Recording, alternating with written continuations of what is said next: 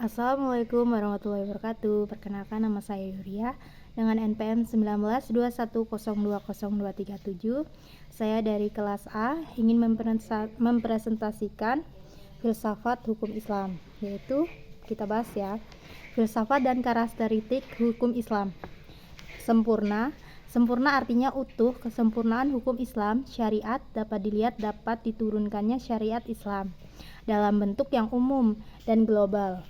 Permasalahannya, kecuali hal-hal yang bersifat langgeng, nas memuat prinsip-prinsip hukum terperinci, kontraksi, dan teknis. Misalnya nih, masalah peribadahan, perkawinan, perceraian, dan warisan diterangkan secara terperinci. Selanjutnya ada syariat Islam dapat dibenarkan menjadi petunjuk universal dengan bentuk yang umum dan global tersebut. Syariat Islam juga dapat diterima di semua tempat di setiap saat. Juga diharapkan hukum Islam dapat berlaku sepanjang masa. Selanjutnya kita membahas etalistis, sifat dan karakteristik hukum Islam yang kedua, yaitu elastis, yaitu diubah bentuknya dan mudah kembali ke bentuk asalnya, yaitu lentur dan luas. Keestalistisnya secara mencakup di segala bidang kehidupan manusia, baik jasmani maupun rohani, baik mengenai hubungan manusia dengan Tuhannya dan maupun hubungan interaksi sesama manusianya, juga diturunkan mengenai kehidupan manusia di dunia dan di akhirat. Selanjutnya, hukum Islam memperhatikan segala aspek kehidupan manusia, baik di bidang muamalah, ibadah, jinayah, siasah, dan bidang-bidang lainnya. Namun, segala aturan yang diatur oleh hukum Islam itu tidak berarti pula menjadi hukum Islam memiliki dogma yang kaku atau hukum Islam yang beku, keras, dan memaksa. Selanjutnya kita melanjutkan pembukaan peluang untuk manfaat akal guna berjihad dan memilih cara-cara yang paling sesuai bagi pelaksanaannya dan sesuai pula dengan keadaannya. Selanjutnya ada universal. Universal alam syah berarti umum, berlaku untuk semua orang atau untuk keseluruhan dunia, yang dimana bersifat yaitu melingkup seluruh dunia. Ini berarti hukum Islam itu tidak dibatasi oleh lautan maupun batasan suatu negara. Bukti yang menunjukkan bahwa hukum Islam itu mempunyai sifat universal atau tidak harus dikembalikan kepada Al-Quran. Universal hukum Islam ini dinyatakan oleh Al-Quran sendiri yang berbunyi, dan tidaklah kami, yaitu Allah, mengutus kamu, yaitu Muhammad, melainkan untuk menjadi rahmat bagi semesta alam.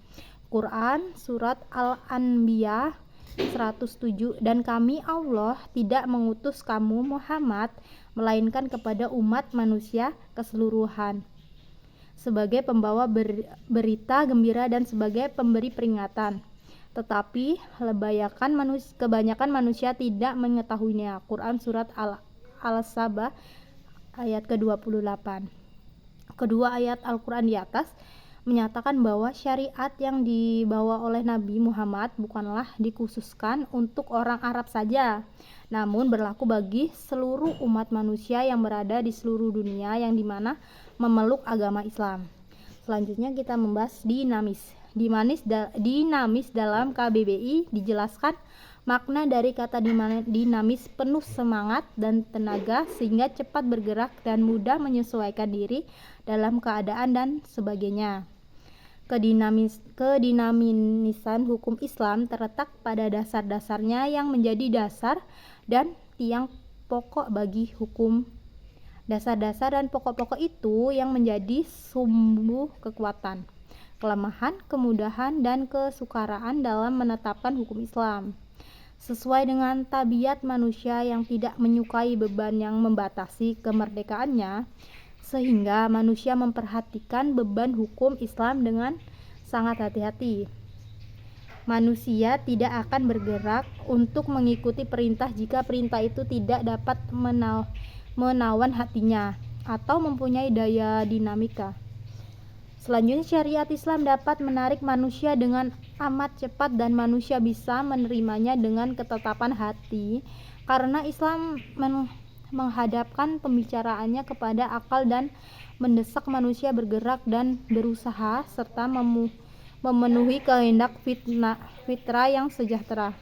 Sebagaimana hukum Islam menuju kepada toleransi, kebersamaan, kemerdekaan, dan menyeluruh untuk ma'ruf dan mencegah kemunkaran. Sendi-sendi dari kedinamisan hukum Islam ini ada, yang pertama itu ada meniadakan kepicikan, yang kedua ada menyedikan tukfas, yang ketiga ada mensyariatkan hukum yang secara beransur-ansur, yang keempat ada memperhatikan kemaslahatan manusia, dan yang kelima ada mewujudkan keadilan yang merata, sistematis. Syariat Islam bersifat sistematik, artinya ia mencerminkan sejumlah doktrin bertila dan hubungan di antara satu dengan lain secara logis. Beberapa lembaganya saling berhubungan satu dengan yang lainnya. Perintah sholat di dalam Al-Quran selalu diiringi dengan perintah menunaikan zakat. Perintah untuk makan dan minum diiringi dengan kalimat tetapi jangan berlebih-lebihan. Demikian pula dengan lembaganya pengendalian, dan Islam tidak akan memberikan hukuman potong tangan bagi pencuri bila keadaan masyarakat sedang kacau dan terjadi kelaparan. Tidak akan memberikan hukuman rajam bagi pezina dan kebiasaan berpakaian yang belum ditetapkan sebagai yang dikehendakinya oleh hukum Islam itu tersendiri. Selanjutnya kita membahas hukum Islam dengan lembaganya demikian saling berhubungan satu sama lainnya. Hukum Islam tidak akan bisa dilaksanakan apabila diterapkannya sebagai dan ditinggalkan sebagian lainnya. Selanjutnya kita membahas hukum Islam bersifat ta'budi dan ta'akuli. Al-Syatibi menyatakan bahwa ta'budi adalah sesuatu di mana tujuan hukum dalam kelembagaan hukum untuk membebaskan mukallafah dari perintah-perintah hawa nafsunya, yaitu hawa, agar tidak menjadi hamba Tuhan dengan sukarela, ikhtiara, sebagaimana dia juga hamba Tuhan secara alamiah, ikhtiara secara terpaksa, sedang ta'akul adalah sebaliknya. Selanjutnya ada sifat ta'abudi.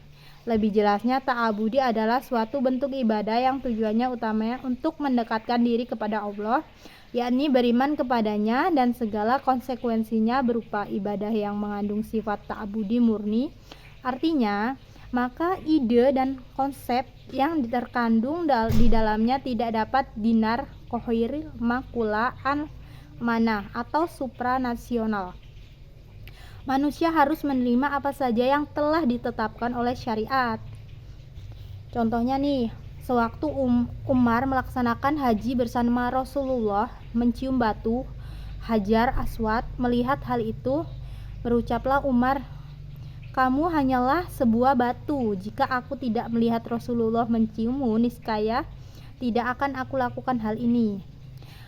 Selanjutnya ada sifat ta'akuli kedua, yaitu bermut dalam bidang muamalah. Ta'akuli ini bersifat duniawi yang maknanya dapat dipahami oleh nalar atau rasional, maka manusia dapat melakukan dengan batu nalar dan memikirkan manusiawi.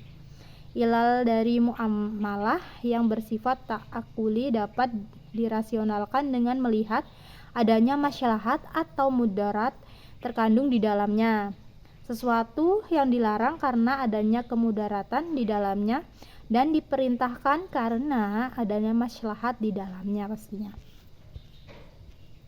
Baiklah, itu tadi presentasi dari saya. Sekian, terima kasih. Saya ucapkan wassalamualaikum warahmatullahi wabarakatuh.